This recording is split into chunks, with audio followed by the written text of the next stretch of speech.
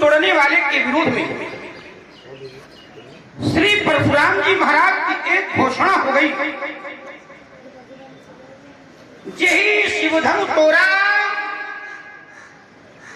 सहस्रबाहु सम सो rib मोरा सो बिलगाव बिहार समाजा, और अगर ऐसा न हुआ तो न तुम्हारे जी हैं सब राजा।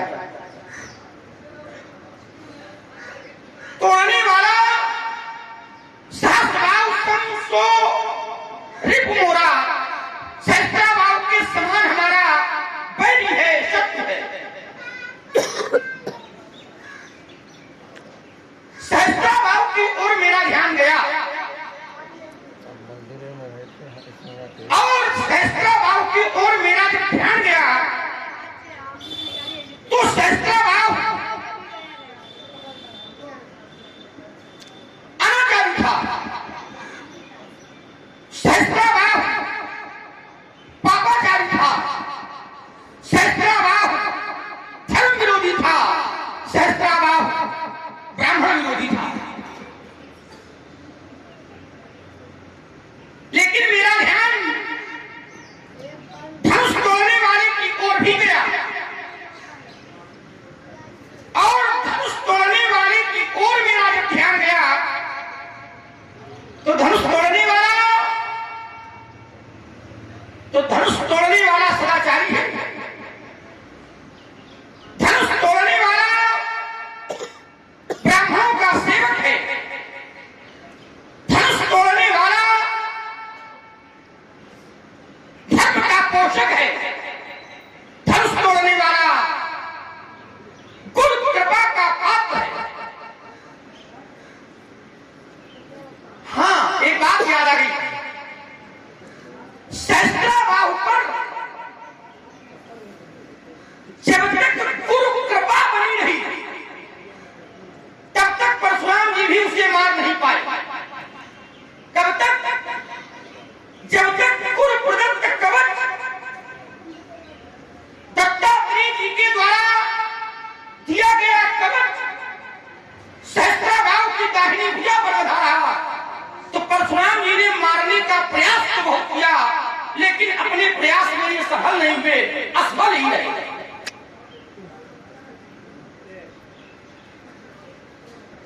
भगवान शंकर ने परशुराम जी का साथ दिया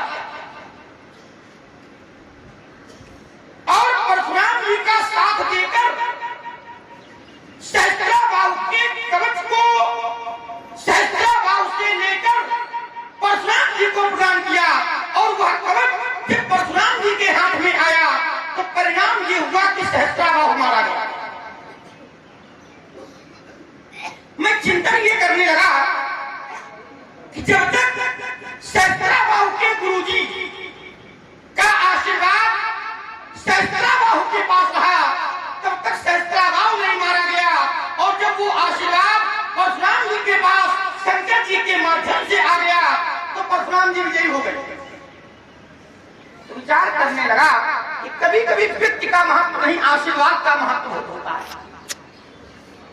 बड़ों का, गुरुजनों का, जनमानस का, इस सत्ता का हाथ जिसके ऊपर हो जाता है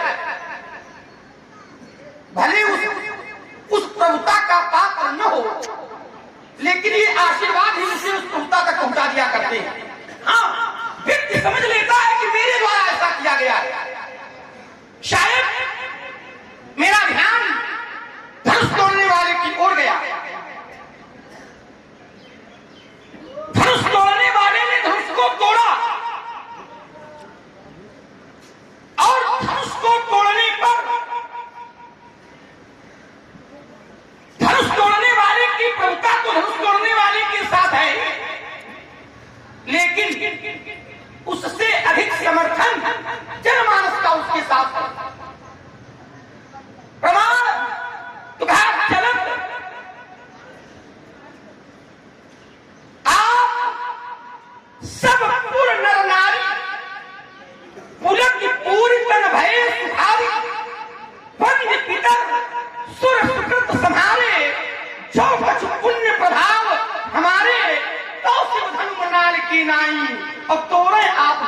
दिखाई।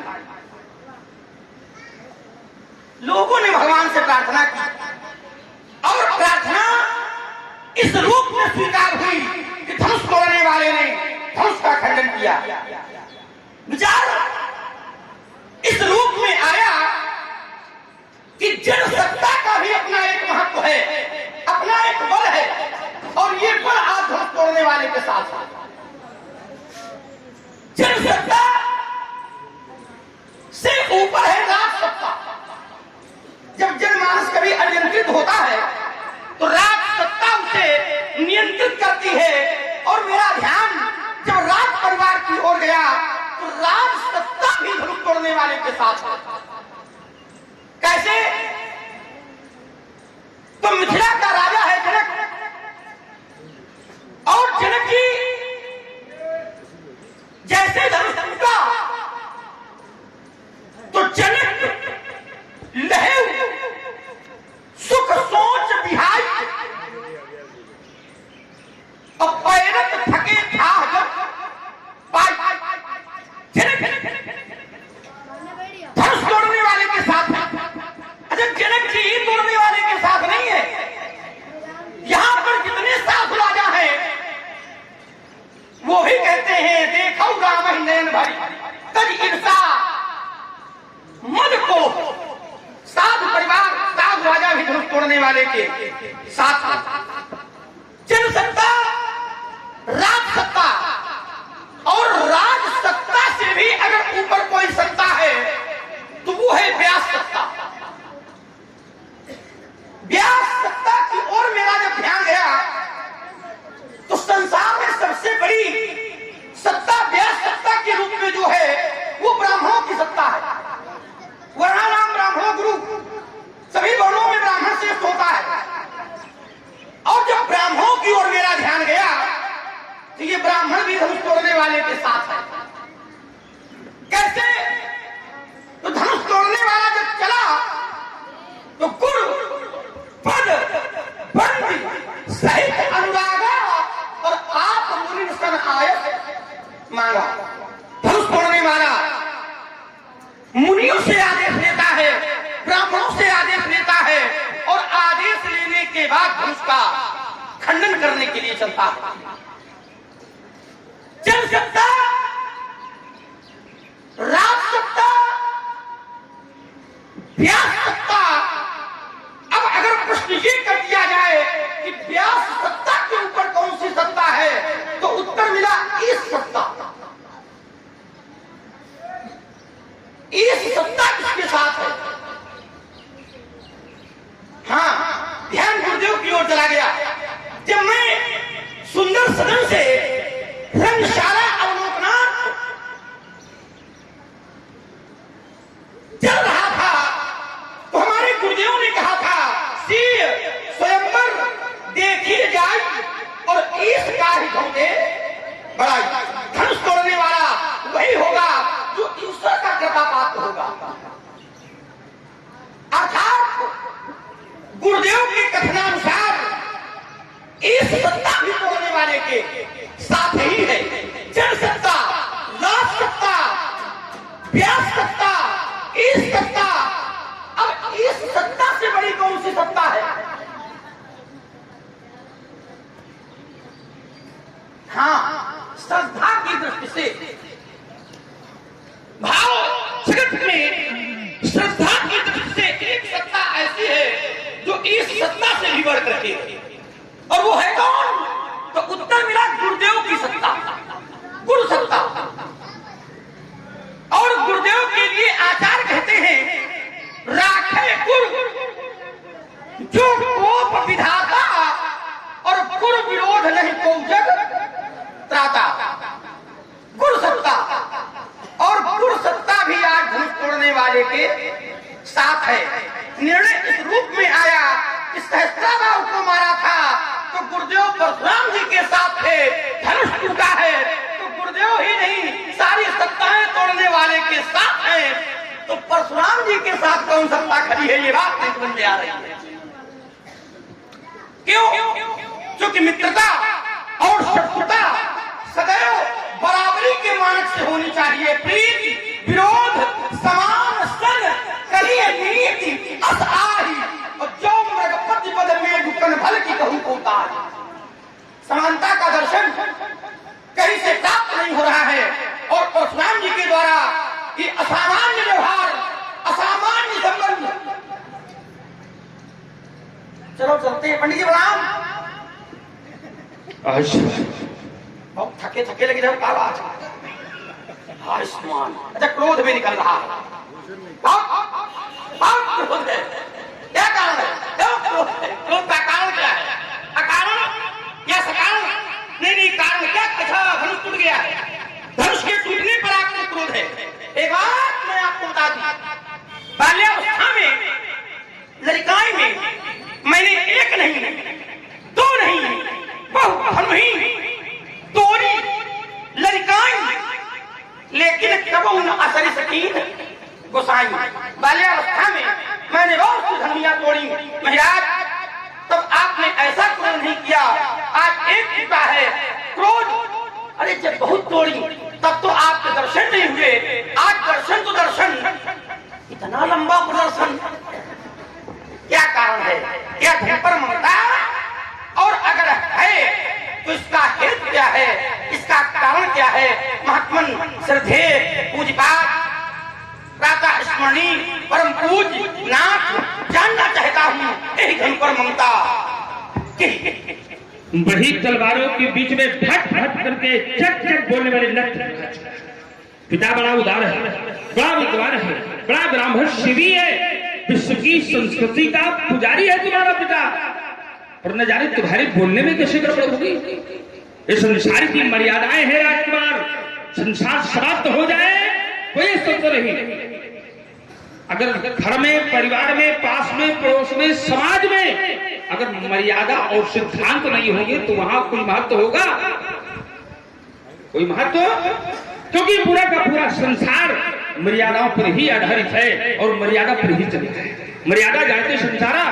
अरे कम से कम ये विचार करना चाहिए कि विश्वामित्र मिले पुण्याई, पर सरोज मिले दो भाई, जिनके सामने हम दोनों ने जाकर के प्रणाम किया। अगर उन्होंने ऐसी कोई बात कही, उसका कोई ना कोई तो कारण होगा। लक्ष्मण कुमार की जब बातों को मैं सुनता हूं तो विचार करने लगा।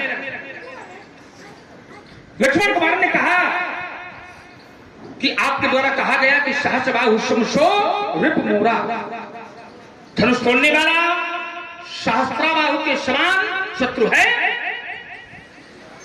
तो सहस्त्राबाहु के समान मेरा वो शत्रु है राजकुमार, क्योंकि उसने ऐसा कार्य किया। तो बोले सहस्त्राबाहु इतना बलवान था जिसके पास गुरु कृपा बनी हुई थी,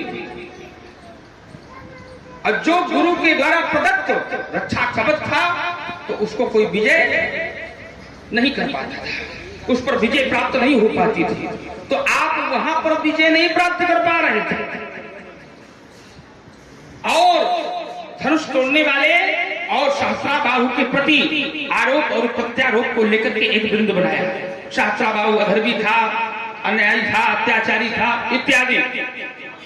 तो अगर अन्यायी है, अधर्मी है, अत्याचारी है, दुराचारी है तो उसका विनाश संभव है। पहली बात, अगर कोई विधर्मी है, अन्यायी है तो कहीं ना कहीं से उसका विनाश संभव है, इसमें किसी प्रकार का कोई संदेह नहीं। भाई अधर्म कब तक रहेगा? उसकी एक अवधि है, समय सीमा है। जब वो अपनी अधिकता से अधिक जाने लगता है तो उस समय कोई ना कोई महाशक्ति वसुंधरा पर आती है जो उसको समाप्त कर देती है। तो लक्ष्मण कुमार ने कहा कि त्रैलोक विजयी कवच है, जिस कवच के प्रभाव पर उसको परशुराम जी नहीं मार पा रहे थे। राजकुमार, अभी तुम्हें ये पता नहीं होगा कि भगवान शंकर जो हमारे गुरुदेव हैं, उन गुरुदेव के द्वारा मुझे क्या प्राप्त हुआ। उन्होंने मुझे पहले अपना पुत्रवत भाव दिया, अपना पुत्र बनाया। पुत्र बनाने के बाद अद्य प्रभति हे वत्स तुम में पुत्र शमो महान, अपना ज्येष्ठ पुत्र बना लिया। फिर क्या किया? जब पुत्र बन जाऊंगा, फिर उन्होंने कहा कि दास्यामि मंत्रम गुह्यम दे, मैं तुम्हें प्रदान कर रहा हूं त्रिश्लोके दुर्लभम। जाओ, मैं तुम्हें वो दिव्यास्त्र, वो शक्तियां, वो मंत्र प्रदान करता हूं जो तीनों लोगों में जय प्राप्त करे। और जब तीनों लोगों का विजेता परशुराम है और ये प्राप्त हो गया गुरु कृपा और लक्ष्मण के कथनानुसार गुरु सत्ता विशेष है, बलवती है, बड़ी श्रेष्ठ होती है, तो फिर वो कहां से संभव होगा? इसका तात्पर्य है कि जब भगवान शंकर के द्वारा त्रिलोकोश विजय के मंत्र अस्त्र शस्त्र मेरे द्वारा मुझको उनके द्वारा प्रदान कर दिया गया, तो कहीं ना कहीं से राजकुमार वहां विजय संभव थी। तो ये न कहो कि परशुराम जी शास्त्राबाहु से विजय नहीं प्राप्त कर पा रहे थे, है ना?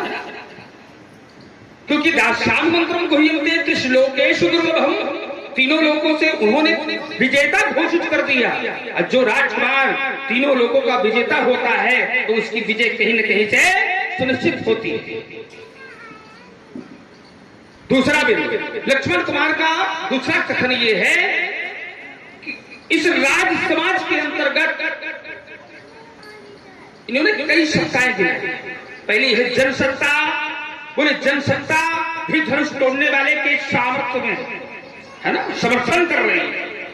और फिर यहाँ की जो राजसत्ता है, जनसत्ता से बड़ी राजसत्ता, और राजसत्ता से बड़ी है गुरु सत्ता, और गुरु सत्ता से बड़ी है ईश सत्ता। यानी चार सत्ताओं को अवलोकन कराया है। अब मैं कहता हूं कि राजकुमार इस मध्य प्रदेश के अंतर्गत चाहे जितनी सत्ताएं रही, कोई भी उसके सामर्थ्य में नहीं, कोई भी उसके सामर्थ्य में नहीं थी। और अगर सत्ता पर निर्धारित किया जाए कि सत्ता बड़ी क्या है, तो सबसे बड़ी सत्ता होगी व्यास। व्यास सत्ता ऐसी सत्ता होती है जिसके समक्ष आकर के ईश सत्ता को भी झुकना पड़ता है। जिस समय भगवान शंकर हमारे गुरुदेव ईश सत्ता पर हैं, और ईश सत्ता जिस समय व्यास सत्ता के पास जाती है तो उस समय होता क्या है? और ईश सत्ता जाती कहां है? कहा एक बार त्रेता युग माही शंभु गए कुंभज ऋषि। इस सत्ता को व्यास सत्ता के समक्ष चल करके जाना पड़ा। तो व्यास सत्ता का महत्व अब लक्ष्मण कुमार के कथनानुसार अगर मैं मध्य प्रदेश का अवलोकन करता हूं कि यहाँ का जन सत्ता भी धनुष तोड़ने वाले के समर्थन में है, उसका समर्थन करती है, तो राजकुमार कदाप नहीं, यहाँ की जनसत्ता भी नहीं ऐसा चाहती थी कि जिस प्रकार से धनुष का खंडन कराया गया है उस प्रकार से जनसत्ता यहाँ पर उद्घोष करती है। बार बार वो सब आपस में यहाँ के लोग जितने भी जनमानस है विचार करते हैं कि बिन भंजो भव धनुष विशाला, अब मेली सी अमुक उर्म, बिना धनुष का खंडन कराए सीता का विवाह। और चलो अगर राजसत्ता की बात आती है राजकुमार, तो जनसत्ता का भी यहाँ पर कोई महत्व नहीं, क्योंकि जनसत्ता ने राजसत्ता को भंग कर दिया, वो नहीं मान रही, और राजसत्ता के प्रति भी उसने घोषणा कर दिया कि ये राजा जनक का जो निर्णय है ये उचित नहीं, अनुचित है, उसको वो स्वीकार नहीं करती है। और राजकुमार ईश्वर से वो प्रार्थना करने लगती है, हर विधि वेग जनक जड़ताई, हे विधाता, इस सत्ता से प्रार्थना करती है, ये राज सत्ता किसी लायक नहीं है। हर विधि वेग जनक जड़ताई, मति हमार असदेव सुहाई, ऐसी मति दो क्योंकि राजा जनक की बुद्धि जड़ हो गई है, इसका दिमाग नहीं काम कर रहा, और ऐसी मति दो कि जिस प्रकार से हम चाहते हैं, राजा ने जो हठ ठान रखा है वो हठ उचित नहीं है, जो प्रण किया है वो प्रण भी उचित नहीं है।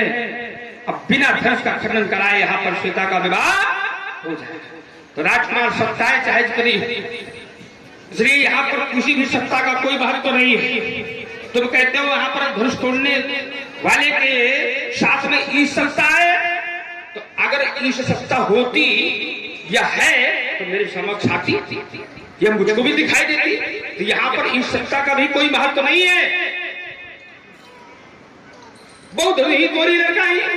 लक्ष्मण कुमार ने कहा कि मैं अपने जीवन काल में बहुत धनुइयां तोड़ा। तो राजकुमार तुमने धनु ही तोड़ी है, यहाँ पर क्या टूटा है? धनुष। धनु ही और धनुष में अंतर है। तुमने बहुत तोड़ी, बहुतों का कोई महत्व नहीं है। अच्छा तोड़ी कब? तो कहा लड़काई। ये बाल्य अवस्था के जो कार्य है, क्रीड़ा कार्य होता है, तो उस पर